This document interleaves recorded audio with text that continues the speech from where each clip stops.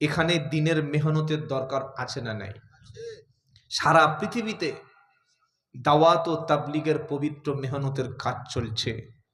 তাদের মধ্যে কিছু ভুল ত্রুটি হয়তো থাকতে পারে, কিন্তু এই যে তারা তামাম বিশ্বে মানুষকে ইসলাহ করার জন্য কাজ করছে, কোরআন সুন্নাত দাওয়াত দিচ্ছে, সুন্নাতের পাবন্দি শেখাচ্ছে, এইটা অন্তত অন্য কোনো জায়গায় গেলে খুব কম পাওয়া যাবে। যে এলাকাগুলি দাওয়াতের মেহনত হয়, যেখানে আলেমরা মেহনত করে, দাওয়াত ও তাবলীগের সাথীরা মেহনত করে, সেখানে নামাজের সংখ্যা অনেক বেশি, বলুন আলহামদুলিল্লাহ। সেখানে মায়েদের মধ্যে পর্দা আছে, সেই এলাকাগুলিতে গেলে কোনো মাকে রাস্তায় বাজারে পাবেন না।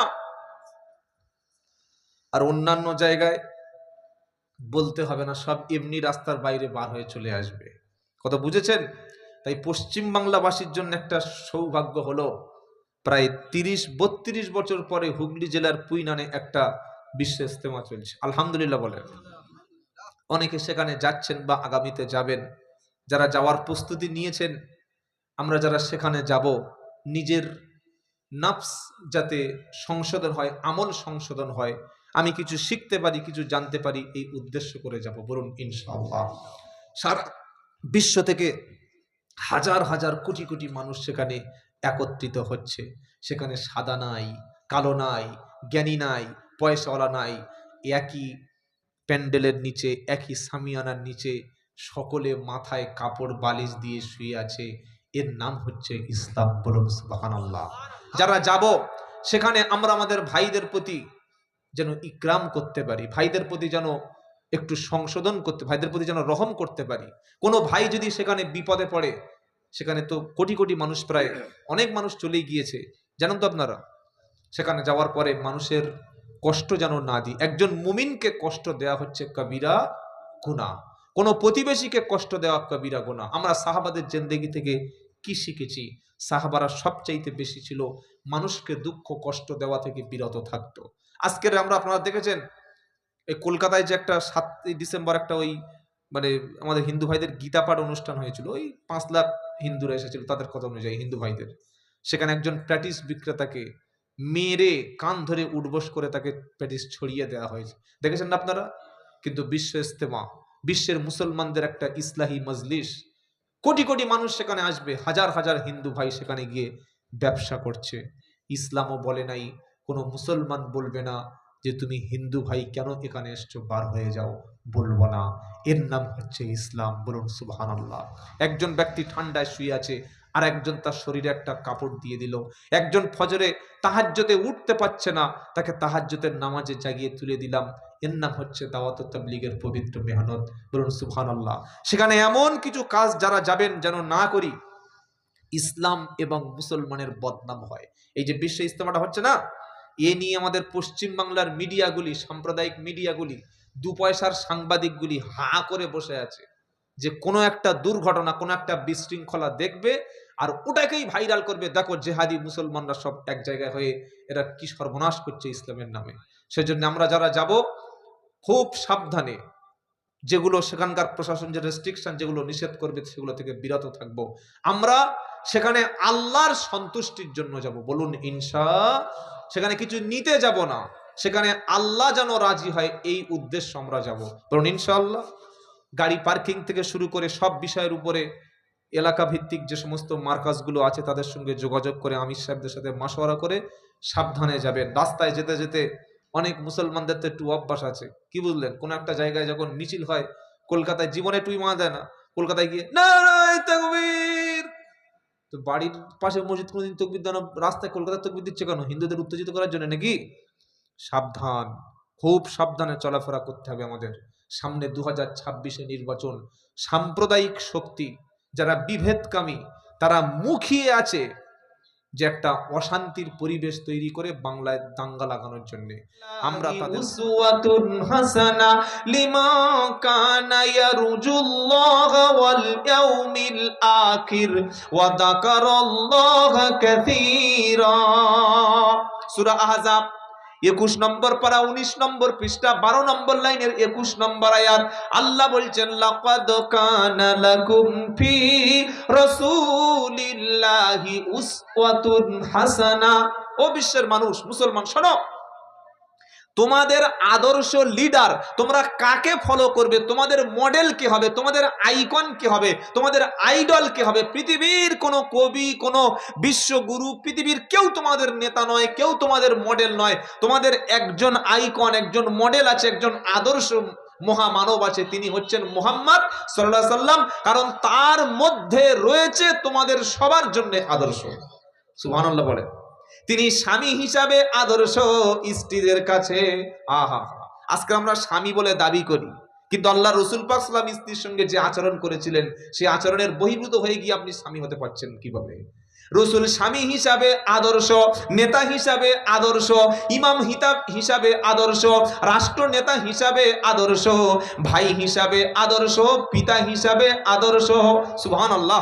প্রত্যেকটা বিষয়ে রসুলের আদর্শ আমাদের মধ্যে রয়েছে। 4টে নিয়ামত আমরা পেলাম। 5 নাম্বার কি? 5 নাম্বার আল্লাহর পক্ষ থেকে শ্রেষ্ঠ নিয়ামত হলো, আল্লাহ যে আমাদের এই যে সুখে রেখেছেন, কোনো রোগ দেননি, ব্যাধি দেননি, কঠিন বিমারি দেননি। এই যে বসে বসে কোরআনের মজলিসে এসেছি, এর জন্য শুকরিয়া কার? আলহামদুলিল্লাহ। কত শত মানুষ আছে, একবার গিয়ে দেখুন হসপিটালের বেডে শুয়ে শুয়ে, আল্লাহ গো, আল্লাহ গো, কি কষ্ট যে ছটফট ছটফট করছে।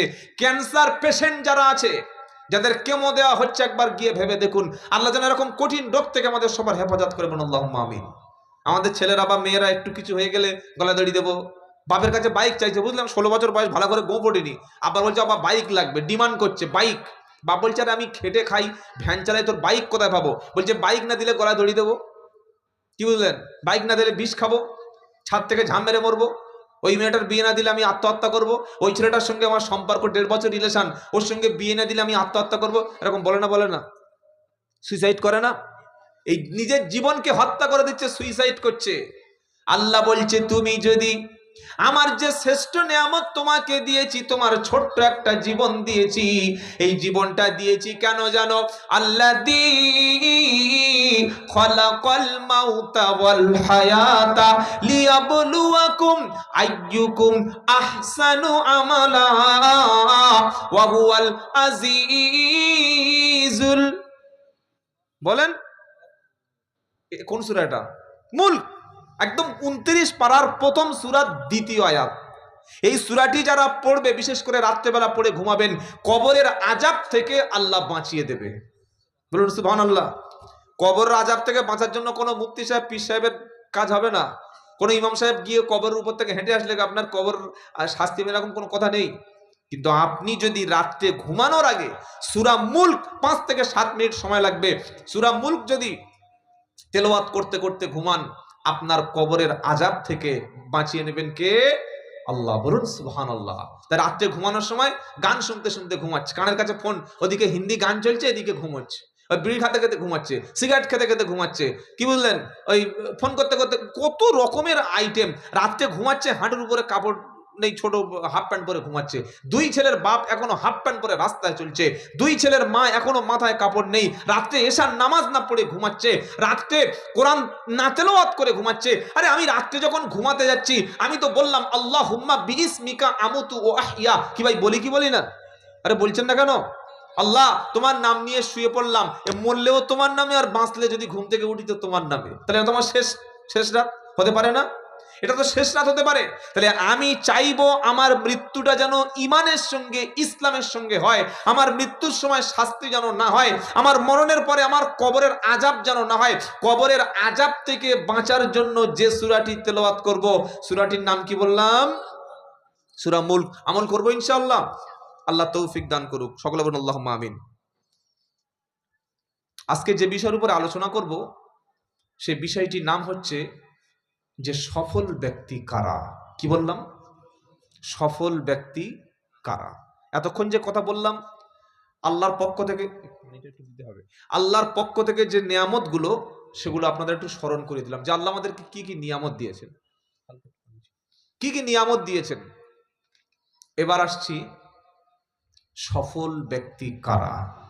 আল্লাহ পাক পবিত্র কোরআনে সফল কারা তাদের একটা লিস্ট দিয়েছেন, এবং সফল ব্যক্তি কারা কোরআনের বিভিন্ন জায়গায় আলোচনা করেছেন।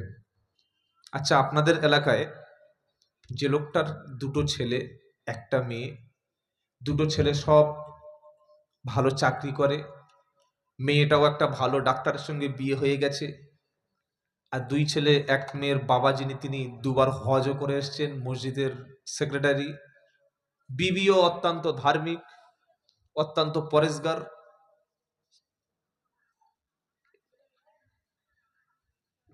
আলহামদুলিল্লাহ। 30 বিঘে জমির মালিক। ক বিঘে বলেন? 30 বিঘে জমির মালিক। টাকা পয়সা কিছুর অভাব নাই। এই লোকটা সফল না বিফল? সকলে বলেন। পাশের লোক বলছে, ইস আল্লাহ, সত্যি লোকটা সফল হয়েছে। ও যেমন দুবার হজ করে সফল, ও ছেলেগুলো চাকরি পেয়েছে, মেয়েগুলো ভালো ডাক্তার জামাই পেয়েছে, জমির অভাব নাই, সম্পদের অভাব নাই, টাকা পয়সা কিছু নেই। একমাত্র সফল ব্যক্তি থাকলে হচ্ছে এই ব্যক্তি। তার দেখে আমাদের মনে মনে কি হয়? ঈর্ষা হয়, হয় না? ইস, এটা সত্যি সফল। আমি গরিব মানুষ, ভ্যান চালিয়ে খাই, অটো রিক্সা চালিয়ে খাই, আল্লাহ আমার তেমন একটা পয়সা দেয়নি, আমি খুব একটা সফল হতে পারলাম না। তাই তো মনে মনে হয় কি হয় না? হয় কি হয় না? প্রধানমন্ত্রী, মুখ্যমন্ত্রী, এমএলএ, এমপি, নেতৃত্ব, মন্ত্রিত্ব, জেলা সভাপতি, ডিএম, পিএম, এদের দেখলে আমরা কি মনে করি? প্রধানমন্ত্রী মানে সফল, মুখ্যমন্ত্রী মানে সফল, মুখ্যমন্ত্রীর ভাইপো মানে সফল, বিরোধী দলনেতা মানে সফল, একটা এমএলএ হয়ে গেছে তিনি সফল হয়ে গেছেন, অঞ্চল সভাপতি হয়ে গেছেন তিনি সফল হয়ে গেছেন, ডাক্তার হয়ে গেছে সফল হয়ে গেছে। বলি কি বলি না? বিশাল ঘর বেঁধে ফেলেছে, সফল। যদি টাকা আর সম্পদটা শুধুমাত্র সফলতার মাপকাঠি হতো, এই পৃথিবীর সবচাইতে ধনী মানুষের নাম কি বর্তমানে জানেন? Elon Musk. তাহলে তিনি একমাত্র সফল হয়ে যেত। টাকা সম্পদ এগুলি দুনিয়াতে সফলতা আনতে পারে, কিন্তু আখেরাতের সফলতা টাকা পয়সা দিয়ে, জোরে বলেন, হবে না। Elon Musk, Bill Gates, Mark Zuckerberg, এরা পৃথিবীর শ্রেষ্ঠ শ্রেষ্ঠ ধনী। টাকা দিয়ে যদি আখেরাত কিনে নেওয়া যেত, টাকা দিয়ে যদি দুনিয়াতে জান্নাতের, দুনিয়াতে আমল ছাড়া অর্থ থাকলে যদি জান্নাত পাওয়া যেত, এরা একটাও কেউ অসফল কিয়ামতে হতো না। ক্ষমতা, পাওয়ার, পপুলারিটি, ফেমাস, এগুলি যদি মানুষের সফলতা হতো, আমাদের প্রধানমন্ত্রী, আমাদের মুখ্যমন্ত্রী, আমেরিকার প্রেসিডেন্ট ট্রাম্প, চায়নার প্রেসিডেন্ট, রাশিয়ার প্রেসিডেন্ট ভ্লাদিমির পুতিন, কি বুঝলেন, আরো পৃথিবীর যত দেশের প্রধানমন্ত্রী, এমএলএ, এমপি, মুখ্যমন্ত্রী আছে, তাহলে ক্ষমতা যদি সফলতার মাপকাঠি হতো, এরা সকলে, এরা কি হতো? সফল হয়ে যেত। যদি সৌন্দর্যের দিক থেকে সফল হতো, যে টাকা পয়সা সম্পদ আছে, তাহলে আল্লাহ যাদের সম্পদ দিয়েছে তারা সফল হয়ে যেত। তাহলে এবার সফল কারা জানেন? সফল কারা? আল্লাহ পাক বলে দিয়েছেন। সূরাটির নাম হচ্ছে সূরা আশ-শামস। এই সূরাটির মধ্যে কয়েকটা আয়াত আছে, তারপরে আল্লাহ সফল বলে দিয়েছে কাদের। একটু পড়ছি, এবার সব একটা একটা করে শুনুন। والشمس وضحاها والقمر إذا تلاها والنهار إذا جلاها والليل إذا يغشاها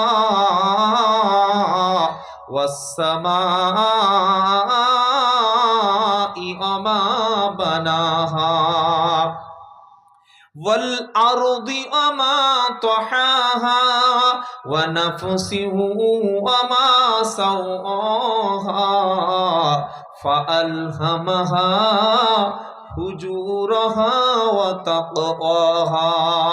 এবার মূল পয়েন্টটা খেয়াল করুন। কদ আফলাহা মান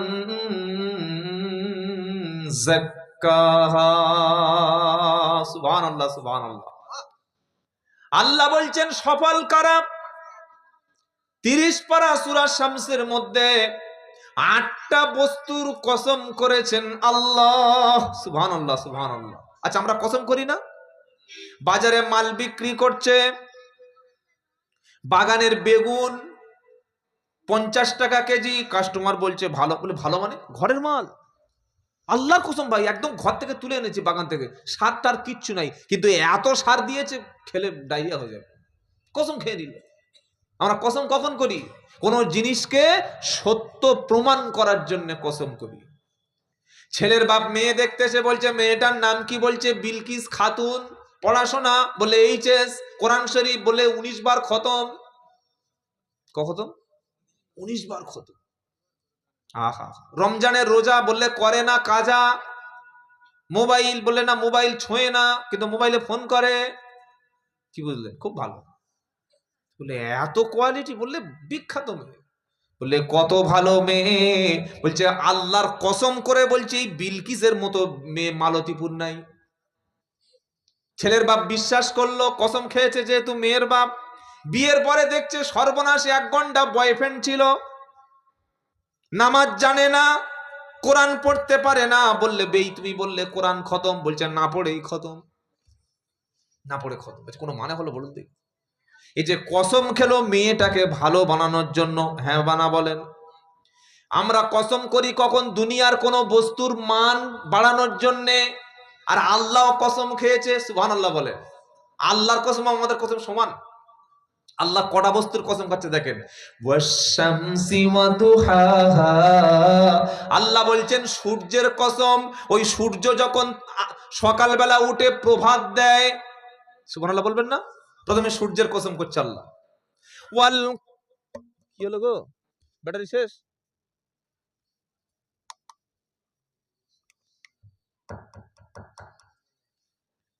পাল্টা পাল্টা পাল্টা, তাড়াতাড়ি পাল্টা। চলবে না, বন্ধ হয়ে যাবে? চলবে, বেশ ঠিক আছে। আল্লাহ সূর্যের কসম করলো, ওয়াশ-শামসি ওয়া দুহাহা ওয়াল কমারি ইদা তালাহা। ব্যাটারি শেষ গো, দাও দাও দাও, তাড়ি তাড়ি। কোরআনের আয়াতটা পড়তেই দিলেন, কি মাল আছে বার করো তাড়াতাড়ি।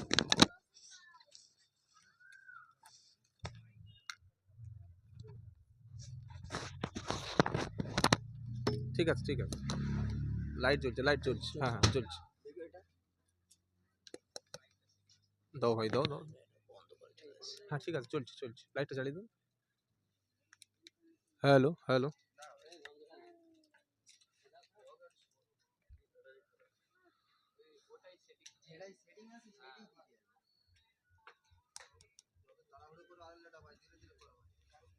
আচ্ছা আমরা দরুদ শরীফ পড়ি। আল্লাহুম্মা সাল্লি আলা মুহাম্মাদিন ওয়া আলা আলি মুহাম্মাদ কামা সাল্লাইতা আলা ইব্রাহিম ওয়া আলা আলি ইব্রাহিম ইন্নাকা হামিদুম মাজিদ। আল্লাহুম্মা বারিক আলা মুহাম্মাদিন ওয়া আলা আলি মুহাম্মাদ কামা বারাকতা আলা ইব্রাহিম ওয়া আলা আলি ইব্রাহিম ইন্নাকা হামিদুম মাজিদ। এবার শুনি আল্লাহ কটা জিনিসের কসম খাচ্ছেন। ওয়াশ-শামসি ওয়া দুহাহা। আল্লাহ প্রথম বলছেন সূর্যের কসম। কোন সূর্যের কসম? যে সূর্য প্রভাতে তোমাদের আলো বিকরণ করে, সুবহানাল্লাহ বলেন। তারপরে কি? ওয়াল কমারি ইদা তালাহা। ওই চাঁদের কসম। সূর্যের পরে কিসের কসম? চাঁদের কসম। আল্লাহ বলছে চাঁদের কসম। হ্যাঁ, কোন চাঁদ? যে চাঁদ সূর্য নিভে গেলে, ডুবে গেলে, অস্তমিত হয়ে গেলে চাঁদ উদয় হয়, ওই চাঁদের কসম। কটা হলো? দুটি। 3 নম্বর, ওয়ান নাহারি ইদা জাল্লাহা। ওই দিনের কসম, দিন দিন দিনের কসম, যে দিন তোমাদের আলো বিকরণ করে, অর্থাৎ দিন মানে প্রস্ফুটিত হয়ে যায়। তারপরে ওয়াল্লাইলি ওয়ান নাহারি ইদা জাল্লাহা ওয়াল্লাইলি ইদা ইয়াগশাহা। আর ওই রাতের কসম, যে রাত তোমাদেরকে মানে আচ্ছন্ন করে ফেলে, অন্ধকার করে ফেলে, রাত দিনের আলোকে ঢেকে ফেলে, ওই রাতের কসম। কটা হলো? সূর্য হলো, চন্দ্র হলো, দিন হলো, বলেন রাত হলো। এবার ওয়াস-সামাই ওয়া মা বানাহা। আল্লাহ বলছেন ওই আকাশের কসম, যে আকাশ তিনি নির্মাণ করেছেন, সুবহানাল্লাহ। আকাশ কে বানিয়েছেন? আল্লাহ। কটা হলো? 5টি। তারপরে ওয়াল আরদি ওয়া মা তাহাহা। এই পৃথিবীর কসম, যে পৃথিবী তিনি বিস্তৃত করেছেন, বিশাল পৃথিবী বানিয়েছেন, সুবহানাল্লাহ সুবহানাল্লাহ। 6টা হয়ে গেল। এবার ওয়া নাফসি ওয়া মা সাওয়াহা। ওই রুহের কসম, আত্মার কসম, আত্মা রুহু। কোন রুহু? আত্মা। যে আত্মা, যে রুহু বানিয়েছেন আর দেহ বানিয়ে এটাকে সুঠাম সুন্দর একটা দেহ বানিয়েছেন, রুহ আত্মার কসম করছেন আল্লাহ। বলেন সুবহানাল্লাহ। দেহ আমি বানিয়েছি, আত্মা বানিয়েছি, রুহ বানিয়েছি, বানিয়ে দেহটাকে সুন্দর একটা স্ট্রাকচার দিয়ে সুন্দরভাবে আমি একটা মানব হিউম্যান বডি তৈরি করেছি, এই রুহের কসম করছেন। করার পরে কি বলছেন? ফাআলহামাহা ফুজুরাহা ওয়া তাকওয়াহা। আমি আল্লাহ আত্মার কসম করলাম যে আত্মাকে সুঠাম দেহ আমি বানিয়েছি। তারপরে ভালো কোনটা, মন্দ কোনটা, সৎ কোনটা, অসৎ কোনটা, ভালো কাজ কোনটা, মন্দ কাজ কোনটা, এটা জানার জন্য আমি আল্লাহ মানুষকে জ্ঞান দান করেছি। সুবহানাল্লাহ। কোনটা ভালো কাজ, কোনটা খারাপ কাজ, কোনটা পাপের কাজ, কোনটা পায়খানা আর কোনটা মিষ্টি, এটা মানুষের নলেজে আছে না নাই? শরবত কোনটা, মদ কোনটা, এ জ্ঞান তোমাকে দিয়েছি। জায়েজ কোনটা, নাজায়েজ কোনটা, এটা জ্ঞান তোমাকে দিয়েছি।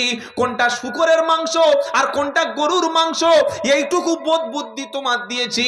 কোনটা আল্লাহর ঘর আর কোনটা শয়তানের কারখানা, এ দুটি বোধ বুদ্ধি আমি আল্লাহ তোমাকে দিয়েছি। কোনটা বিবি আর কোনটা পরনারী, এটা বোঝার জন্য জ্ঞান আমি আল্লাহ তোমাকে দিয়েছি। কোনটা চলবে আর কোনটা চলবে না, এটা বোঝার জন্য ইলম আমি আল্লাহ তোমাকে দিয়েছি। কোনটা খাবে আর কোনটা খাবে না, এটা বোঝার জন্য জ্ঞান আমি আল্লাহ দিয়েছি। জ্ঞান দিয়েছেন কে? জোরে বলেন। আবার জ্ঞানের কথা যখন আলোচনা এসছে, একটু জ্ঞান সম্পর্কে বলি। জ্ঞান আল্লাহর পক্ষ থেকে। আল্লাহ বলছেন আমার কাছে চাও, রব্বি জিদনি ইলমা। আল্লাহ তুমি আমার ইলম দান করো। সুবহানাল্লাহ বলেন। জ্ঞান আল্লাহর কাছে চাইতে হয়। জ্ঞান দান করবেন কে? আল্লাহ। আল্লাহ জ্ঞান দান করেন মানুষকে, আর যাকে খুশি তাকে জ্ঞান দান করেন। মানুষ মর্যাদা, সম্মান এগুলি পায় কিসের জন্য জানেন? জ্ঞানের জন্য। কিসের জন্য? জ্ঞান। বলে হুজুর কি বলছেন? মর্যাদা, সম্পদ এগুলো জ্ঞানের কারণে হয়। একজন ইমাম যখন মসজিদে কথা বলেন, হয়তো ইমামের ঘরটা এসবেস্টারের ঘর, হয়তো ইমামের ঘরটা টালির বাড়ি। এই বাবা, কি হলো? এখানে কোনো কথা বলা যাবে না। বসো বসো বসো। তো আলোচনা ব্যাঘাত ঘটলে অন্যদিকে চলে যাবে। একটা ইমাম যখন জুমার দিন কথা বলে, ডাক্তার থাকে খুতবা শোনে, বয়ান শোনে, মাস্টার থাকে, ইঞ্জিনিয়ার থাকে, লয়ার থাকে, বড় পুলিশ অফিসার থাকে, এসডিও থাকে, বিডিও থাকে, থাকে না? থাকে না? ইমামের চাইতে কোটি কোটি টাকার মালিকও থাকে। কিন্তু ইমাম যে ওই জায়গায় বসে আছে, বয়ান করছেন, বক্তব্য দিচ্ছেন, লেকচার দিচ্ছেন, কোরআন সুন্নাহ থেকে মানুষকে কথা বলছেন, এখন সবার চাইতে ইমামের সম্মানটা বেশি না কম?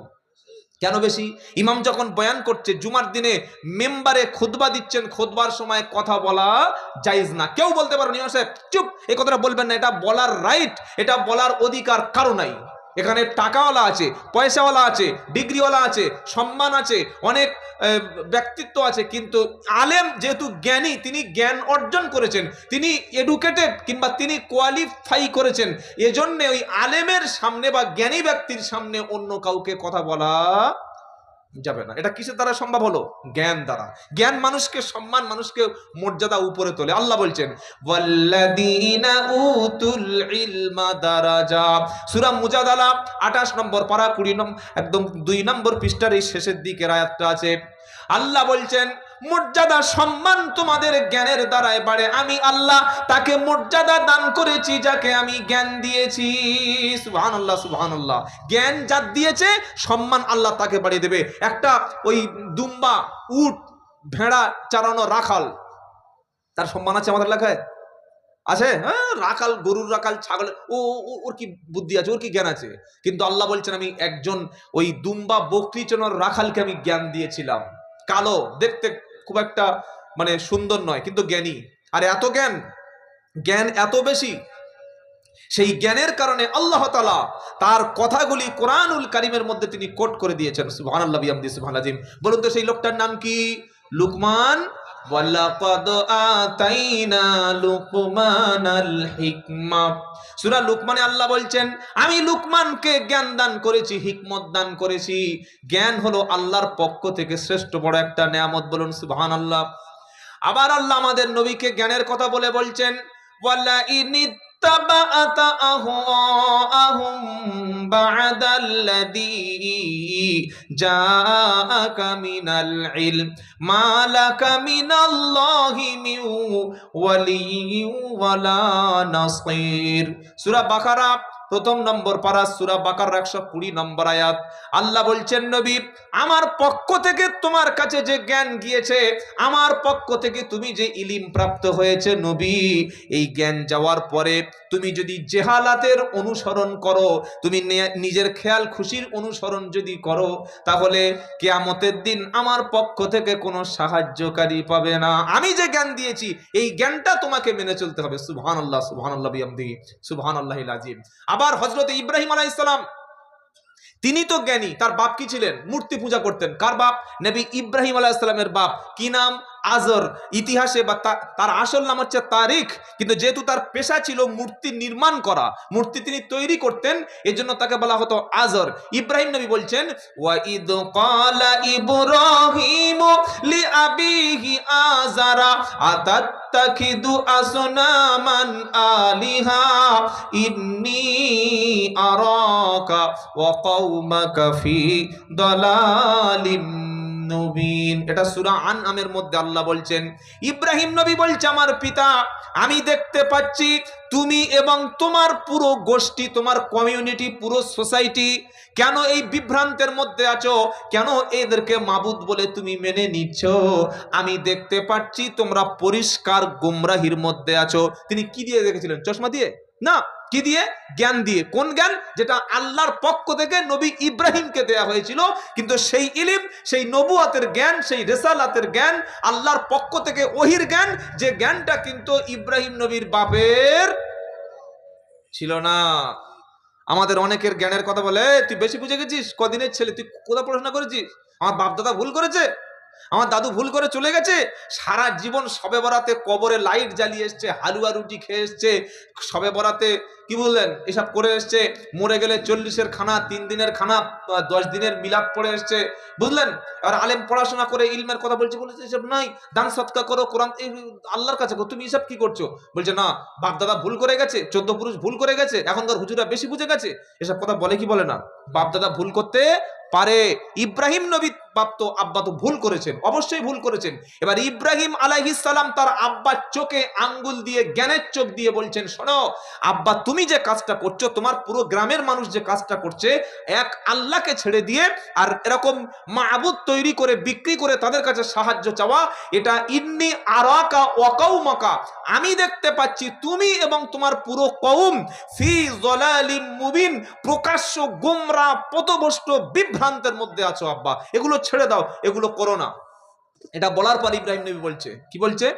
ইয়া আবাতি ইন্নী কদ জাআনি মিনাল ইলমি মা লাম ইয়াতিকা ফাত্তাবিনি আহাদিকা সিরাতান সাবিয়্যা। এটা 16 পারা সূরা মারিয়ামের মধ্যে আল্লাহ পাক বলছেন, ইব্রাহিম নবী বলছে, ইয়া আবাতি, ও আমার পিতা, ইন্নী কদ জাআনি মা লাকা মিনাল ইলমি মা লাম ইয়াতিকা ফাত্তাবিনি আহাদিকা সিরাতান সাবিয়্যা। ইব্রাহিম আলাইহিস সালাম বলছে, আব্বা আমার কাছে যে ইলম এসেছে তুমি ওটার অনুসরণ করো, ওই ইলম তোমার কাছে নাই। সুবহানাল্লাহ বলেন। ইয়া আবাতি, ও আমার পিতা, ইন্নী নিশ্চয়ই কদ জাআনি মিনাল ইলম, নিশ্চয়ই জ্ঞান, নিশ্চয়ই ইলম এসেছে আমার কাছে। সুবহানাল্লাহ বলেন। কে বলছেন? ইব্রাহিম নবী বাপকে অ্যাডভাইস করছেন, বাপকে উপদেশ দিচ্ছেন, কি বলছেন? ও আমার পিতা, আমার কাছে যে জ্ঞান এসছে, আমার কাছে যে ইলম এসছে, মালাম ইয়াতিকা, সে জ্ঞান তোমার কাছে নাই। তাহলে বাপের চাইতে ছেলে ইলমের দিক থেকে বড় হলে বাপ বা দাদু বা গ্রামের কেউ ওই শিক্ষিত বা জ্ঞানী বা আলেম বা পণ্ডিত এর কথা মেনে নিতে বাধ্য না? বাধ্য না? যদি বলে বাপ যা করেছে, দাদু যা করেছে, 14 পুরুষ যা করেছে, ওরা ভুল করেছে, তুমি ঠিক, এটা বলা যাবে না। ইব্রাহিম আলাইহিস সালামের কথা এখনো শেষ হয়নি। তিনি কি বলছেন? ইয়া আবাতি, আমার কাছে যে জ্ঞান এসছে আমার পিতা, ওটার অনুসরণ করো। তুমি আমার কাছে যে ইলিম এসছে, ওই ইলিম তোমার কাছে নাই। ইব্রাহিম নবী বলছে যে আমার কাছে যে জ্ঞান আছে, ও জ্ঞান তোমার কাছে নাই। ফাত্তাবিইনি আহাদিকা সিরাতান সাবিয়্যা, আর আমাকেই অনুসরণ করো, আমি তোমাকে সহজ সরল হেদায়েতের রাস্তা দেখিয়ে দেবো। সুবহানাল্লাহ বিহামদি সুবহানাল আযীম। তুমি বাপদাদার অনুসরণ করো না, তোমার পূর্বপুরুষের অনুসরণ করো না। এখনো বাংলার প্রচুর মুসলমান আছে কোরআন হাদিস থেকে, দিন ইসলাম থেকে, কোরআন সুন্নাহর কথাগুলো বললে বলে এই ওসব বাদ দে, বাপদাদা যা করেছে ওই করবো। আমাদের এত বড় বড় হুজুররা ভুল করেছে, কি বুঝলেন?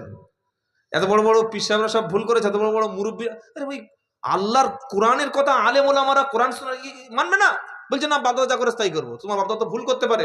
বাপ যদি মদ খায় তুমিও মদ খাবে, বাপ দাড়ি চাঁচে তুমি দাড়ি চাঁচবে, বাপ কম্পিউটার শেখে তুমি কম্পিউটার শিখবে না, বাপ ওই লেখাপড়া ইংলিশ জানতো না তুমি ইংলিশ জানবে না, বাপের জামানায় অত কম্পিউটার ছিল না তুমি শিখবে না, বাপ বাইক চালায় নাই তুমি এরকম হেঁটে হেঁটে সাইকেল চালিয়ে যাও, কি তাই বললে হবে কি? বাপ যেগুলো করেছে সেটা যদি ইসলাম সমর্থন করে আমি করব, বাপ যেটা করেছে সেটা যদি আমার সভ্যতার জন্য ভালো হয় সেটা করব, আর বাপ যদি ভুল পথে চলে যায় ওই ভুল ছেড়ে দেবো ইনশাল্লাহ বলেন। তাহলে আল্লাহ কি বলছেন? 7টা বস্তুর কসম করেছেন আল্লাহ, করে কি বলছেন? ফাআলহামাহা ফুজুরহা ওয়া তাকওয়াহা, আমি আল্লাহ কোনটা ভালো আর কোনটা মন্দ, সৎ কোনটা অসৎ কোনটা, এটা চেনার জন্য আমি নাফসের কসম করে বলছি, নাফস সৃষ্টি করে, আত্মা রূহ সৃষ্টি করে ভালো আর মন্দ চেনার জ্ঞান আমি দিয়েছি। বলুন সুবহানাল্লাহ। দেওয়ার এইগুলো 7টা বস্তু কি কি? সূর্য, চন্দ্র, রাত, দিন, আকাশ, পৃথিবী, নাফস। কটা কসম? 7টা বস্তুর কসম আল্লাহ বলছেন। সূর্যের কসম, চাঁদের কসম, দিনের কসম, রাতের কসম, আকাশের কসম, দিনের কসম আর আত্মার কসম। এই 7টা বস্তুর কসম করে তারপরে আল্লাহ বলছেন, এত গুরুত্ব এই কথাটা, এতটা ইম্পর্টেন্ট, এতটা ভাইটাল কথা। কি বলছেন? কদ আফলাহা মান যাক্কাহা। 7টা বস্তুর কসম আল্লাহ করলেন, করার পরে বলছেন কদ আফলাহা মান যাক্কাহা, সফল হয়েছে তারা যারা, মান যাক্কাহা, নিজেকে সংশোধন করতে পেরেছে যারা, নিজের আত্মাকে সংশোধন করেছে যারা, নিজের নাফসকে সংশোধন করেছে যারা, তারাই হয়েছে সফল। সুবহানাল্লাহ। আল্লাহ সুবহানাহু ওয়া তাআলা 7টা বস্তুর কসম করলেন, 4টিখানি কথা না। কসম করার পরে বলছেন সফল সেই ব্যক্তি যে ব্যক্তি নিজেকে শুধরে নিতে পেরেছে। কি ভাই, চুল তো পেকে গেল, দাড়ি তো পেকে গেল, চোখ তো যদি কমে গেল, কানের আওয়াজ তো হাফ হয়ে গেল, হাঁটার ক্ষমতা তো আগের থেকে কমে এলো, এরপরে কি আমাদের এখনো নিজেকে সংশোধন করে নেওয়ার সুযোগ হয়নি? এখনো কি মসজিদ আমরা ভুলে আছি? এখনো আল্লাহর কালামের দিকে আসবো না? আমরা নিজেকে সংশোধন করব, বলুন ইনশাআল্লাহ। নিজের নাফসের যেন তাজকিয়া হয়, নিজের অন্তরটা যেন পরিশুদ্ধ করতে পারি। আর অন্তর পরিশুদ্ধ করার জন্যে আপনার ঈমান লাগবে, নেক আমল লাগবে। বলুন সুবহানাল্লাহ। তাহলে আমি কি আলোচনা করব বলেছি? সফল ব্যক্তি কারা? টাকা পয়সা এগুলো সফলতা না। সফলতার একটা পয়েন্ট বলেছি, যে নিজের আমল শুধরে নিতে পেরেছে, যে কুফরি থেকে, শিরিক থেকে, বিদআত থেকে, নাজায়েজ থেকে, হারাম থেকে, অবৈধ ইনকাম থেকে যে ব্যক্তি নিজেকে শুধরে নিতে পেরেছে, এই হচ্ছে সফল ব্যক্তি, জান্নাতি ব্যক্তি। বলুন সুবহানাল্লাহ। আর যে ব্যক্তি নিজের অন্তর, নিজের আত্মা, নিজের নাফসকে যে ব্যক্তি শুধরে নিতে পারেনি, সে সফলতা অর্জন করতে পারেনি। চলুন 2 নম্বর সফলতার কথা শোনাই। প্রথম পারা সূরা বাকারার একদম প্রথম থেকে আল্লাহ শুরু করছে, 2-3 আয়াতের পর থেকে। কারা সফল? আল্লাযীনা। সফলের কথা কাদের শোনালাম? যারা নিজেকে সংশোধন করতে পেরেছে খারাপ আমল থেকে, বদ আমল থেকে, শিরিক থেকে, কুফুর থেকে, বিদআত থেকে, নাজায়েজ কাজ থেকে, হারাম রিলেশন থেকে, হারাম কথাবার্তা থেকে, হারাম ইনকাম থেকে, অবৈধ থেকে নিজের নাফসকে কন্ট্রোল করতে পেরেছে। নিজের নাফসের সংশোধন যারা করেছে তারা কি হবে? আখিরাতে সফল হবে। হয়তো দুনিয়ায় কিছু পেল না, দুনিয়ায় ভালো অর্থ সম্পদ পেল না, দুনিয়ায় খ্যাতি অর্জন করতে পারলো না, কিন্তু নাফস যার পবিত্র, যার নাফসের তাজকিয়া যিনি করতে পেরেছেন, তিনি আখিরাতে সফল। বলুন সুবহানাল্লাহ। দ্বিতীয় সফল কারা? الذين يؤمنون بالغيب ويقيمون الصلاة ومما رزقناهم ينفقون والذين يؤمنون بما أنزل إليك وما أنزل من قبلك وبالآخرة هم يوقنون أولئك على هدى من ربهم وأولئك هم মুফলিহুন। যত মুফলিহুন দিয়ে যত আয়াত আছে, মুফলিহুন দিয়ে যতগুলো বাক্য কোরআনে আছে, প্রত্যেকটা এই বাক্যের পিছনে একটা করে সফলতার কথা আছে। বলুন সুবহানাল্লাহ। ওখানে কি শব্দ ছিল? কদ আফলাহা, তারা ফলাহ, তারা সফল, তারা সাকসেস। কারা? নাফসের তাসকিয়া যারা করে নিয়েছে। আর এখানে সফলতার গল্প আল্লাহ কাদের বলছেন? আল্লাযীনা ইউমিনুনা বিল গায়ব ওয়া ইউকিমুনাস সালাতা ওয়া মিম্মা রাযাকনাহুম ইউনফিকুন। যারা গায়বের প্রতি ঈমান আনতে পেরেছে, আখিরাতের প্রতি, আল্লাহকে না দেখে, আযাবকে না দেখে, জাহান্নাম, জান্নাত, কিয়ামত, এগুলো সব গায়বের প্রতি ঈমান না দেখে যারা ঈমান এনেছে, আর ওয়ায়ুকিমুনাস সালাতা, নামাজ কায়েম করেছে যারা, ওয়া মিম্মা রাযাকনাহুম ইনফিকুন, আমি আল্লাহ যে সম্পদ দিয়েছি, অর্থ দিয়েছি, তার ভিতর থেকে যারা দান করতে পেরেছে, আর والذين يؤمنون بما أنزل إليك وما أنزل من قبلك। আল্লাহ বলছেন নবী, আপনার উপরে যে আসমানি কিতাব দিয়েছি এটার উপরে যারা ঈমান এনেছে, আর আগে যে আসমানি কিতাবগুলো ছিল, তাওরাত, জাবুর, ইনজিল, কি কি ছিল বলেন? তাওরাত, জাবুর, ইনজিল, এই তিনটি আসমানের কিতাব আর অন্যান্য আসমানি কিতাবের উপরে যারা ঈমান এনেছে, আর কি করেছে?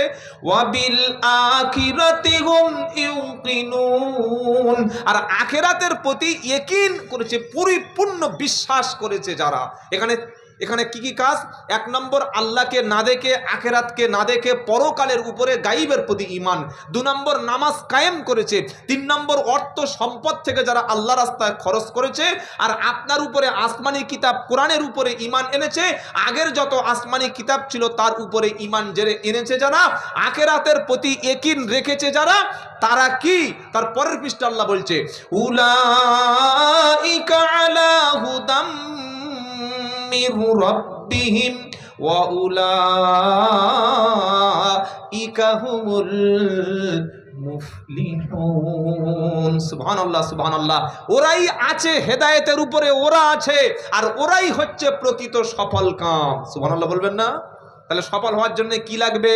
গায়বের প্রতি ঈমান লাগবে, নামাজ লাগবে, আল্লাহ রাস্তায় খরচ লাগবে, কোরআনের উপর ঈমান আলা লাগবে, আখিরাতের উপরে বিশ্বাস লাগবে। এই কাজগুলি যদি আমরা করতে পারি, আমরা সফল না বিফল? জোরে বলেন। আমাদের টাকা নেই, সম্পদ নেই, জমি নেই, জায়গা নেই, কিন্তু ঈমান আছে, নামাজ আছে, আখিরাতের প্রতি বিশ্বাস আছে, আখিরাতের প্রতি ঈমান আছে, ইয়াকিন আছে, আমরা আখিরাতে কি হব? জোরে বলেন, সফল। দ্বিতীয় আয়াতে আবার আল্লাহ বলছেন, আরেক জায়গায় বলেন, এটা সূরা বাকারা 2 নম্বর পারা 8 নম্বর পৃষ্ঠা 7 নম্বর লাইনে 189 নম্বর আয়াত। আল্লাহ পাক বলেন, ওয়াত্তাকুল্লাহা লাআল্লাকুম তুফলিহুন। আল্লাহ বলছেন আমাকে ভয় করো। ভয় কার? আল্লাহ। আল্লাহকে যারা ভয় করেছে তারা কি? সফল। আল্লাহকে যারা ভয় করবে আর আল্লাহকে না দেখে যারা ভয় করবে, আল্লাহ বলছেন আখিরাতে আমি আল্লাহ আমার পক্ষ থেকে পাবে ক্ষমা এবং পুরস্কার। এটা সূরা মুলকে আছে, ইন্নাল্লাযীনা ইয়াখশাউনা রাব্বাহুম বিল গায়বি লাহুম মাগফিরাতুন ওয়া আজরুন কবীর। সূরা মুলক 29 পারা দ্বিতীয় পারার দ্বিতীয় পৃষ্ঠা ঠিক 2-3 লাইন নিচে 12 নম্বর আয়াতে আয়াতটা আছে। আল্লাহ বলছেন আমি আল্লাহ আমাকে না দেখে ভয় করেছে যারা। একটা অফিসে সিসি ক্যামেরা আছে, ওখানে হট করে কেউ চুরি করবে? আর সিসি ক্যামেরা না থাকলে দেখি যদি একটা মাল টানতে পারি। কি বুঝলেন? একটা ছেলে আর একটা মেয়ে গিয়ে গল্প করছে, বুঝলেন? গল্প যখন শুরু করেছে আশেপাশে দেখে নিচ্ছে কেউ নেই, তো আশেপাশে দেখছে কেউ নেই, তো বলছে না এই সিসি ক্যামেরা ফরে যা, এখানে দাঁড়িয়ে গল্প করা যাবে না, যে কোনো মুহূর্তে ভাইরাল হবে। কি বুঝলেন? যে কোনো মুহূর্তে কি হবে? ভাইরাল হবে। যেখানে সিসি ক্যামেরা থাকে সেখানে আমরা কোনো অন্যায় করতে চাই না। আল্লাহ বলছেন শোনো, আমি মুমিন, মুসলমান, ইমানদার, বেঈমান, কাফের, মুশরিক সকলের কাছে আমি আল্লাহ আমার পক্ষ থেকে অসংখ্য ক্যামেরা, অসংখ্য রেকর্ড মেশিন দেখেছি। ওরকম প্রচুর দলিল আছে, আমি আজকে ওদিকে যেতে চাচ্ছি না। আমি যেটা বলতে চাচ্ছি যে আল্লাহ বলছেন আমাকে না দেখে ভয় করবে যারা। একজন মুসলমান বিড়ি ধরিয়েছে, ফজরের নামাজের পরে বিড়ি সিগারেট মুখে ধরিয়েছে, আর হঠাৎ দেখছি ইমাম সাহেব হেঁটে আসছে, বিড়িটা ফেলে দিল মুছে দিয়ে, আসসালামু আলাইকুম। তুমি কার দেখে ভয় করলে? ভয়টা কার দেখে করলে? ইমাম সাহেবের দেখে। তাহলে আল্লাহর ভয়টা কোথায় গেল? আল্লাহর ভয় গেল কোথায়? বুড়ো হয়ে গেছে, কবরে হিসাব দিতে হবে, এবার দাঁড়িয়ে রেখেছে। কে যেন দাঁড়িয়ে রেখেছো গো? বললে বুড়ো হয়ে গেছি, মরতে হবে, এই বয়সে আর দাড়ি ছাঁচা যায়, তাই দাঁড়িয়ে রেখে দিই। এটা আল্লাহর ভয় হলো না। আল্লাহর ভয়ে যখন আমি দাড়ি রাখবো তখন তুমি জন্মবয়স থেকে দাড়িটা ছেড়ে দেবো ভাই। আল্লাহর ভয়ে যখন আমি ঈমান আনবো, সত্য কথা বলবো, আমি আল্লাহর ভয় করব, যে কোনো কাজ আমি করব একমাত্র আমার মনের মধ্যে কার ভয় থাকবে? আল্লাহর ভয়। আল্লাহ সুবহানাহু ওয়া তাআলার ভয় যার মনের মধ্যে একবার ঢুকবে, পৃথিবীর সমস্ত ব্যক্তির দিকে ভয় তার মন থেকে বার হয়ে যাবে। আর আল্লাহর ভয় যার মনে থাকবে না, তার দ্বারায় মদ খাওয়ানো, জেনা করানো, গান শোনানো, বাজে কাজ করানো, খুন করা, 2 নম্বরি করা, চিটিংবাজি করা, লটারির টিকিট বিক্রি করা, যত রকমের অবৈধ কাজ আছে, যার দিলের মধ্য থেকে আল্লাহর ভয় চলে গেছে, পৃথিবীর সমস্ত অপরাধ অপকর্ম তার দ্বারায় করানো সম্ভব। এজন্য আল্লাহ বলছেন আমাকে না দেখে ভয় করবে যারা, কিয়ামতের দিন লাহুম মাগফিরা, তাদের জন্য রয়েছে আমার পক্ষ থেকে ক্ষমা এবং ও আজরুন কবির, আমার পক্ষ থেকে বিশাল একটা মহা পুরস্কারে তাকে পুরস্কৃত করা হবে। বলুন সুবহানাল্লাহ। আবার আল্লাহ বলছেন সূরা নাজিয়াতে আল্লাহর ভয়ের ব্যাপারে কথা বলতে গিয়ে, ও আম্মা মান খাফা মাকামা রাব্বিহি ওয়া নাহান নাফসা আনিল হাওয়া ফাইন্নাল জান্নাতা হিয়াল মাআওয়া। আল্লাহ বলছেন আমি আল্লাহ আমার সামনে দাঁড়ানোকে ভয় করেছে যারা, আল্লাহর সামনে দাঁড়াতে হবে, আল্লাহর সামনে হিসাব দিতে হবে, এরকম ভয় করেছে যারা, আর ওয়ানাহান নাফসা আনিল হাওয়া, আল্লাহর সামনে দাঁড়ানোকে ভয় মনে করে যারা নিজের নাফসের খেয়াল খুশি, নিজের নাফসের অনুসরণ করে নাই, খেয়াল খুশির অনুসরণ যারা করেনি, আল্লাহ পাক বলেন ফাইন্নাল জান্নাতা হিয়াল মাআওয়া, তাদের জন্য রয়েছে আমি আল্লাহর জান্নাতুল মাআওয়া। সুবহানাল্লাহ, সুবহানাল্লাহ। আবার সূরা রহমানে আল্লাহ বলছেন ওয়ালিমান খাফা মাকামা রাব্বিহি জান্নাতান ফাবিআইয়ি আলা রাব্বিকুমা তুকাদ্দিবান। যে ব্যক্তি আমি আল্লাহকে ভয় করবে তার জন্য আমি আল্লাহ জান্নাত জোড়া রেখে দিয়েছি। সুবহানাল্লাহ, সুবহানাল্লাহ। আবার সূরা তালাকে আল্লাহ বলছে মাইয়াত্তাকিল্লাহা ইয়াজআল লাহু মাখরাজা ওয়া ইয়ারযুকু মিন হাইথু লা ইয়াহতাসিব। একদম সূরা তালাকের 3 নম্বর আয়াতে আল্লাহ বলেন যে ব্যক্তি আমি আল্লাহ আমাকে ভয় করবে, ওই ব্যক্তি যদি কঠিন বিপদে পড়ে যায়, আমি আল্লাহ বিপদ থেকে তাকে আমি রেস্কিউ করব, বাঁচিয়ে নেব। আর ওই ব্যক্তির যদি খাদ্যের অভাব হয়, ক্ষুধার যদি অভাব হয়, আমি আল্লাহর পক্ষ থেকে রিজকুন কারিম তাকে দান করে দেব, সম্মানিত রুজি দেব, সম্মানিত রুজি। একজন ইমামের বেতন কত? 10,000 সব জায়গায় দেয়। হ্যাঁ, আমি সেদিন ওই উত্তর 24 পরগনা তুষখালি গিয়ে দেখি 4,000 টাকা। আরে 1 মন ওই রেশনের চাল 1 মন দিচ্ছে।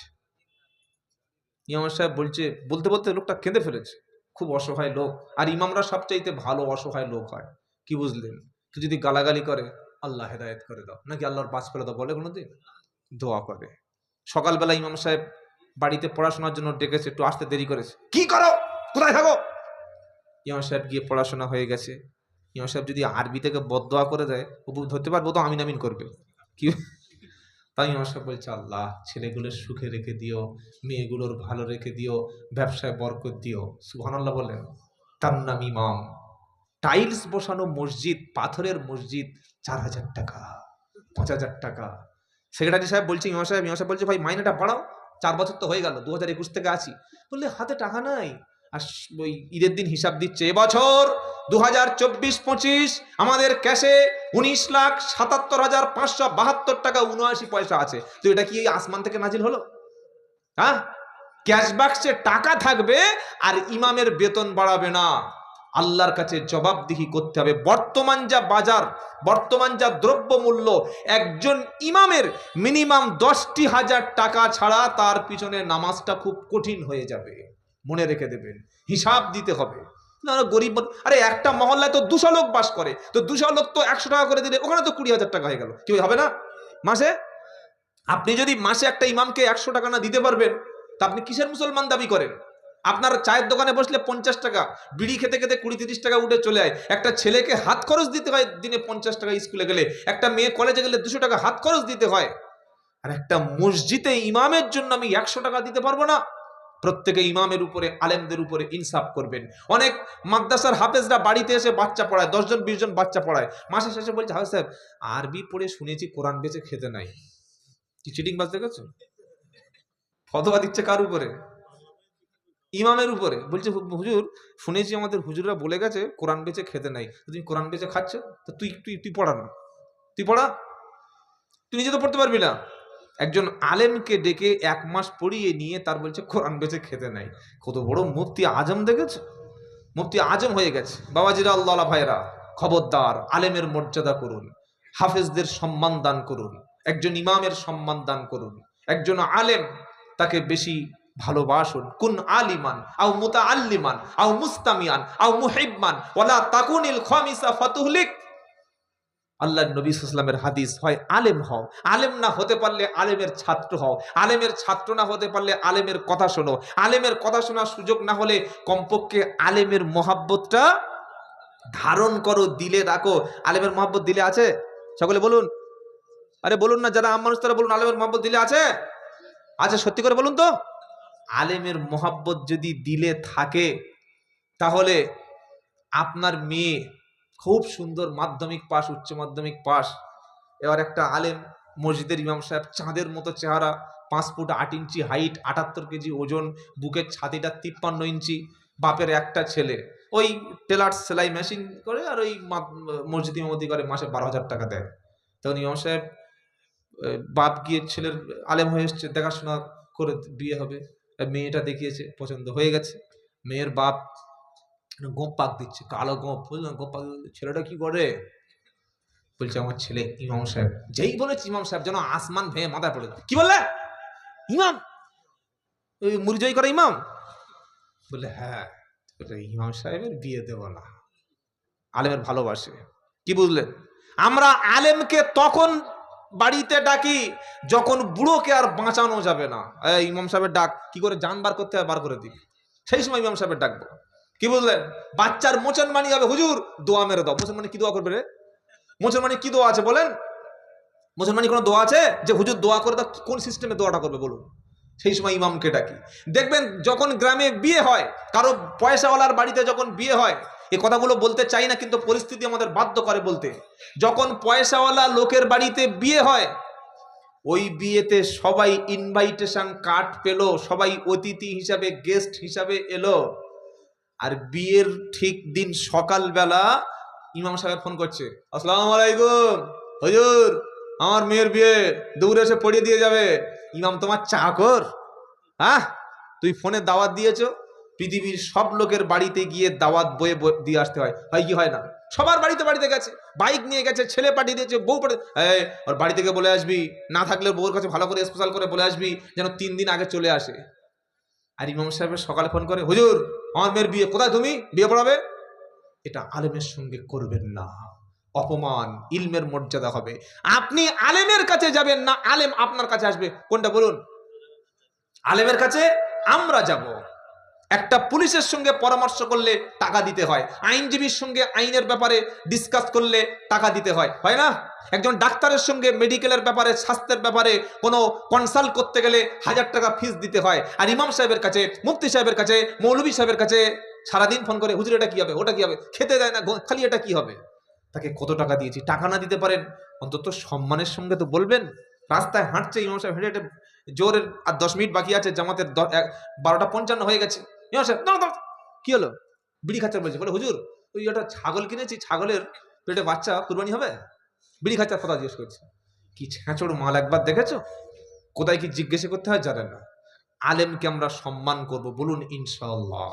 কারণ এই 4টি হতে বলেছেন নবী, কুন আলিমান, হয় তুমি আলেম হও, আলেম যদি না হতে পারো আও মুতাআল্লিমা, কমপক্ষে আলেমের ছাত্র তুমি হও। আলেমের ছাত্র যদি না হতে পারো আও মুস্তামিয়া, আলেমের কথা শোনো, আলেমের কথা তুমি শোনো। আলেমের কথা শোনার যদি সুযোগ না থাকে আও মুহিব্বা, কমপক্ষে আলেমের ভালোবাসা দিলে ধারণ করো। ওয়ালা তাকুনিল খামিসা, 5 নম্বর যেন হয় না।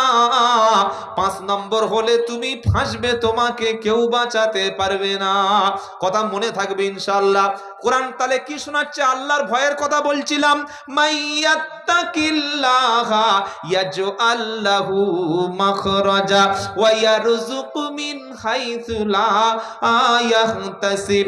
আল্লাহ বলছেন, আমি আল্লাহ, আমাকে যারা ভয় করবে, ও যখন বিপদে পড়ে যাবে, রুজি ওর কাছে পৌঁছে যাবে, আমার ফেরেশতারা গিয়ে ওকে বিপদ থেকে বার করবে।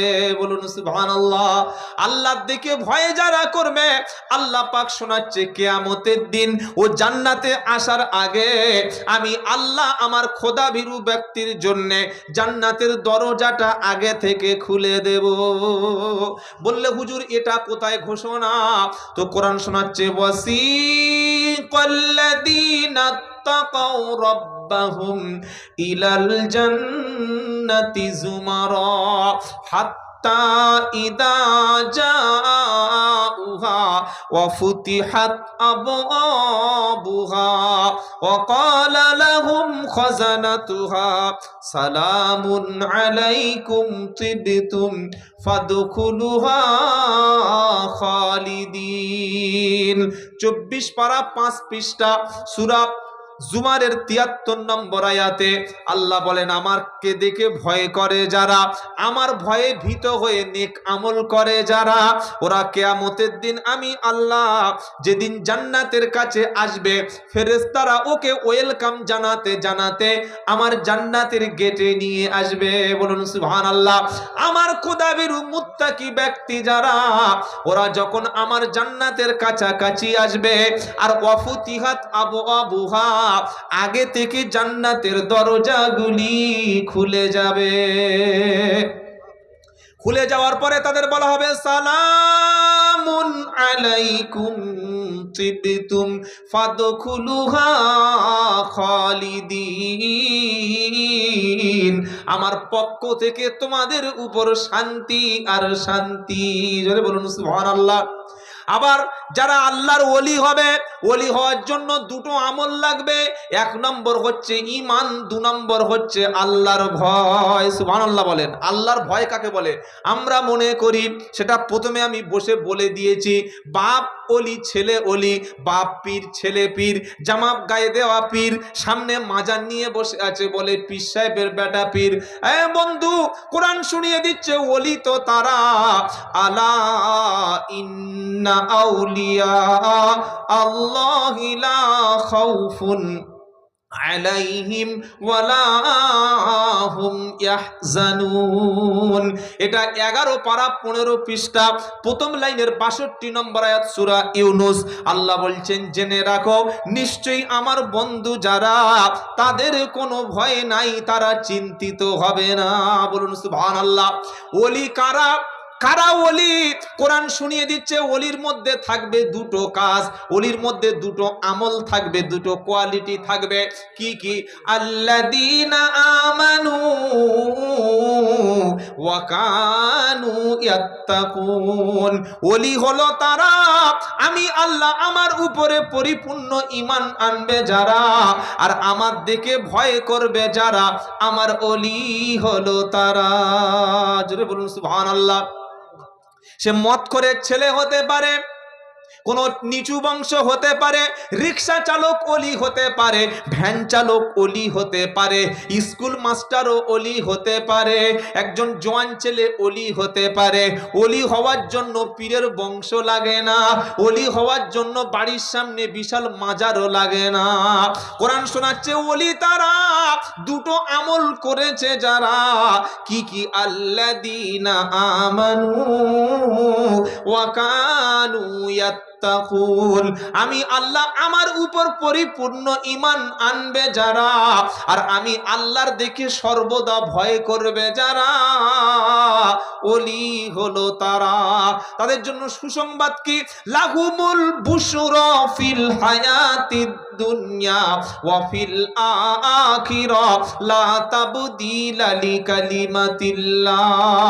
আল্লাহ বলছেন আমার ওলির জন্য সুসংবাদ হলো দুনিয়াতে তারা সুসংবাদ সম্মানিত হবে, আর আখিরাতে আমার কাছ থেকে স্পেশাল মর্যাদা তারা পাবে। জোরে বলুন। এগুলো যে শোনালাম এগুলো ওই ব্যক্তিরা পাবে যাদের মনের মধ্যে আল্লাহর ভয় থাকবে। সুবহানাল্লাহ। কার ভয়? নামাজ পড়বো কার ভয়? দান করব কার ভয়? লটারির টিকিট কাটবো কার ভয়? বলো। মালতীপুরে করে লটারির টিকিট কাটা কোনো মুসলমান আছে নাকি? আল্লাহু আকবার। আসরের নামাজ পড়ে টুপিটা খুলে নিয়ে মনে মনে দোয়া করছে, আল্লাহ আজকে যেন 1 কোটি পড়ে, 50 লাখ মসজিদে দেবো। কি বুঝলেন? গিয়ে কোনো রকমে দাঁড়িয়ে আছে তো ঠান্ডার সময় এরকম ঢেকে নিয়েছে, বিসমিল্লাহ তুলে দেখছে 77,372 নম্বর। শালা 74টা পড়তে পারলে 1 কোটি পেয়ে যেতাম। মুসলমান যে মুখে দাড়ি রেখেছে, যে হাত দিয়ে আল্লাহর কাছে দোয়া করে, সেই হাতে লটারির টিকিট কাটছে, এর নাম কি মুসলমান? তাই আল্লাহ পাক সফলতার গল্প শোনাচ্ছে। সফল হলো তারা যারা আমি আল্লাহ আমাকে ভয় করেছে। বলুন সুবহানাল্লাহ। তাহলে কটা সফলতার পয়েন্ট শোনালাম? 3টি। প্রথম কে বলেছি? নাফসকে যারা, নিজের আত্মাকে যারা পরিশুদ্ধ করতে পেরেছে।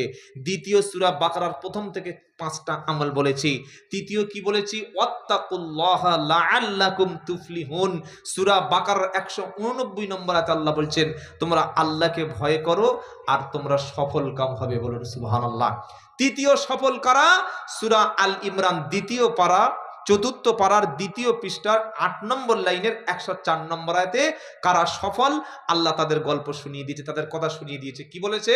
ওয়ালতাকুম মিনকুম উম্মাতুন ইয়াদউনা ইলাল খায়র ওয়া ইয়া'মুরুনা বিল মা'রুফি ওয়া ইয়ানহাউনা আনিল মুনকার ওয়া উলাইকা হুমুল বলেন মুফলিহুন। সব জায়গায় কি আছে? মুফলিহুনের কথা আছে, সব সফল। বলুন সুবহানাল্লাহ। সূরা আল ইমরান 104 নম্বর আয়াতে কারা সফল হবে আখিরাতে কি বলছেন? ওয়ালতাকুম মিনকুম উম্মাতুন ইয়াদউনা ইলাল খায়র। আল্লাহ বলছেন তোমাদের মধ্যে এক শ্রেণীর ব্যক্তি এমন থাকবে যারা কল্যাণের দিকে মানুষদেরকে ডাকবে, যারা ভালো কাজের দিকে মানুষদেরকে আহ্বান করবে। আর তাদের মধ্যে দুটো কাজ থাকবে, টার্গেট থাকবে দুটি। কি কি? ওয়ায়া'মুরুনা বিল মা'রুফি ওয়া ইয়ানহাউনা আনিল মুনকার। তারা সৎ কাজের আদেশ দেবে আর অন্যায় অসৎ কর্ম থেকে মানুষদেরকে ফেরাবে। সৎ কাজের আদেশ দেবে, অসৎ কাজ থেকে মানুষদেরকে ফেরাবে।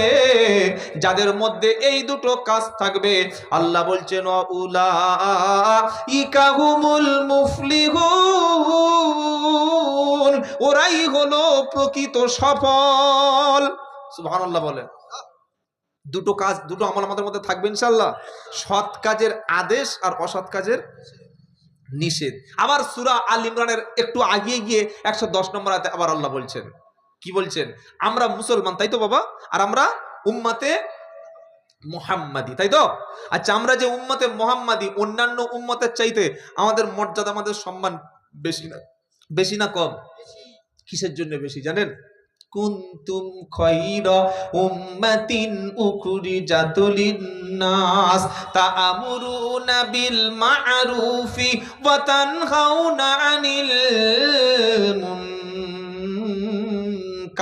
আল্লাহ বলছেন কুনতুম খায়রা উম্মাতিন উখরিজাত লিন-নাস, আমি আল্লাহ অন্যান্য উম্মতের মধ্য থেকে তোমাদেরকে বার করেছি, সিলেক্ট করেছি, শুধু এই কারণে তোমাদের মর্যাদা বাড়িয়ে দিয়েছি। তোমরা হলে খায়রা উমাম, তোমরা হলে উত্তম উম্মাত, দুটি কারণে। তা'মুরুনা বিল মা'রুফি ওয়া তানহাউনা আনিল মুনকার। যা খেয়েছি এবার একটা করে উঠছে, ওই জন্য খেতে চাই, এলো খালি বলে বেশি করে খেয়ে নাও। কি বলুন তো? আলহামদুলিল্লাহ, পেটে মাল পড়লে আর কথা বার হয়? ছাত্র জীবনে যারা পড়াশোনা করছে জিজ্ঞাসা করবেন, সবসময় অল্প অল্প করে খেতে হয়, তাই তো নাকি? গরুর মতো খেয়ে নে, সেদিন পড়াশোনা কিছু হবে না, সবক হবেই না, পড়াই হবে না, সকালবেলা পড়াই দিতে পারবে না। এজন্য ভালো ছাত্র হতে গেলে আগে ডায়েট কন্ট্রোল লাগবে, আর ভালো ইমানদার হতে গেলে গলা পর্যন্ত খেয়ে আর গরুর মতো ঘুমাতে হবে, তাই তো নাকি? হ্যাঁ, কি সর্বনাশ! ফজরের নামাজে উঠতে পারেনি, বউ বলছে হ্যাঁ গো ফজরের নামাজে উঠতে পারোনি, বলে তুই ডাকিস না তো, ডাকতে হবে কেন? ফজরের নামাজে যদি কারো ডাকতে হয়, বুঝতে হবে তার ইমানে প্যারালাইসিস হয়ে গেছে, খাটতে প্যারালাইসিস হয়ে গেছে। ওর ইমান যদি ফজরে না তুলতে পারে, মালটা চাঙ্গা মাল না। বাড়ির পাশে মসজিদ, ডাকতে হচ্ছে ফজরে, এত জোরে মাইক দিয়ে, তাহলে আজান দিয়ে কি লাভ হলো? আসসালাতু খায়রুম মিনান নাওম। আজান শুনতে পেয়েছিল বাবা? একটা লোক আছে বললে হুজুর শুধুমাত্র রমজানে ফজরের সময় আজান শুনি, আর জীবনে শুনতে পাই না। অবস্থা দেখুন, আজকের মসজিদগুলো সব দখল হয়ে যাচ্ছে। কেন দখল হচ্ছে? ভালো করে ভেবে বলুন, আমরা মসজিদ আগে ছেড়েছি না আগে ছাড়ার আগে তারা দখল করেছে? আগে আমরা, কালকের আমি, আমার প্রোগ্রাম ছিল ওই লক্ষ্মীকান্তপুর ওই দিকে, মানে মন্দির বাজার থানা, তো মাগরিবের নামাজ আদায় করলাম ওই সোনারপুরের ওই দিকে সুভাষ গ্রামে। একটা মসজিদে প্রায় 8 লাইন 8টা কাতার আছে, নিচে একটা, আবার উপরে দুতলায় 8টা কাতার, আর একটা একটা কাতারে মিনিমাম 50 জন করে নামাজ পড়বে। মাগরিবের নামাজে তখন আজান হয়ে গেছে, জামাত শুরু হয়ে গেছে, গাড়িটা রেখে নামাজ পড়তে ঢুকে দেখি দুটো জুতো। কটা জুতো? দুটো। আমি বলি ব্যাপারটা কি, মসজিদ কি বন্ধ হয়ে গেল নাকি, মসজিদ লকডাউন চলছে? ঢুকে দেখি একজন নামাজ পড়াচ্ছে, একজন পিছনে দাঁড়িয়ে আছে, আর পাশে একটা ছোট বাচ্চা, মানে 1.5 জন নামাজ পড়ছে। কজন? 1.5 জন। আমি, আমার ড্রাইভার আর সাথে 3 জনে গিয়ে এবার 5 জন হলো। বলুন, এমনও মসজিদ আছে বাংলায় যে মসজিদে এখনো ফজরের আজান হয়, জামাত হয় না। কি বললাম? আজান হয়, জামাত হয় না। যেই ইমাম সেই মুয়াজ্জিন, আর সেই একাই মুক্তাদি। মাঝে মাঝে আবার শুয়ে লেপের মধ্যে আজান দিয়ে দেয়, মাইক খুলে না ফজরের সময়, লোক আসলে কি করবে বেকারে, ও শুয়ে যে আজান দিচ্ছে। এখানে দিনের মেহনতের